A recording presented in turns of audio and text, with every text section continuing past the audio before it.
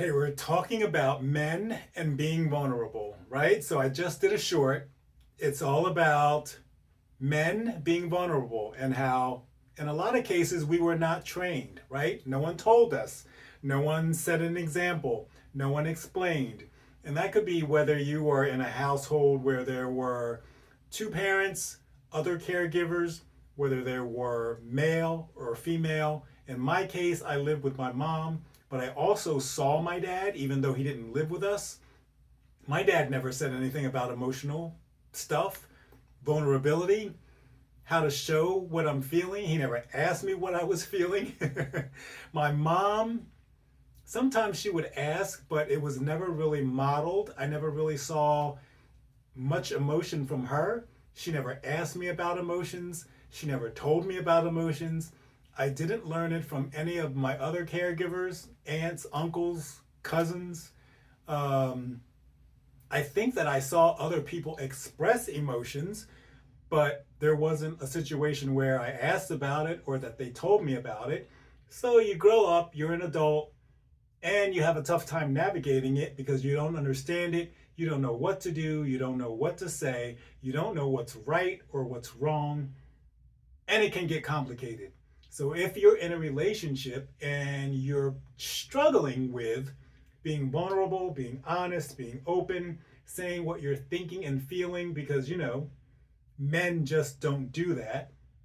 I think now we're in a situation where it's okay for men to do it. Men need to do this. It's healthy for men to do this. However, we still don't have a lot of help. We still don't have people modeling it. We still don't have people explaining it. We still don't have people helping us. So we get to the point where we're still kind of figuring it out on our own. So don't worry, I got you. I'm Anthony, and welcome to Consciously Connected, where we talk about connecting with ourselves and connecting with the rest of the world. So, if you are a man, a guy, a male, and you're struggling with being honest, open, authentic, vulnerable, whatever it is, speaking up, saying what you want, saying what you don't want, saying what you feel, what you don't feel, what you like, what you don't like, all of that, then stick around. Hopefully I'll make it a little bit easier for you. So at the top of the chart, men and vulnerability, I have try practicing out loud. So if you have something you want to say to someone, try practicing it out loud alone. So at home, in your room, in your office, wherever you are and no one else is around, practice saying it out loud. What is it that you want to say? How do you want to say it? And just go ahead and do it out loud. Hey, I was thinking about the thing that you said last week. Hey, I was thinking about the thing that you did yesterday. And this makes me feel like. This makes me feel sad. This makes me feel disconnected in the relationship. This makes me feel like you don't truly love me. This makes me feel like you're not on board with continuing the relationship. This makes me think you don't trust me. All right? That opens the door so that the other person can respond. So we want to go into that thinking lovingly and being considerate. We don't want to be angry, right? Because the other person's going to feel like, now I need to be defensive. You're angry. So now I need to meet that energy. So you want to go loving, you want to go kind, you want to be caring, and you just want to go into it thinking, I just got to get this off my chest. I'm not causing an argument. I don't want to fight. But at the same time, I really need to let you know what I'm thinking or what I'm feeling about this specific situation. So practicing out loud looks like you're saying exactly what you want to say to the person, and the person is not there. So you're practicing getting that feeling in your body. Like, how does my body feel when I say that? What do I sense? What are my feelings in my gut? What are my feelings in my head? What am I thinking? When I say this, what does it give me a feeling of? And then that way, when you actually say it to the person, you'll already be used to those feelings and it won't be as scary, right?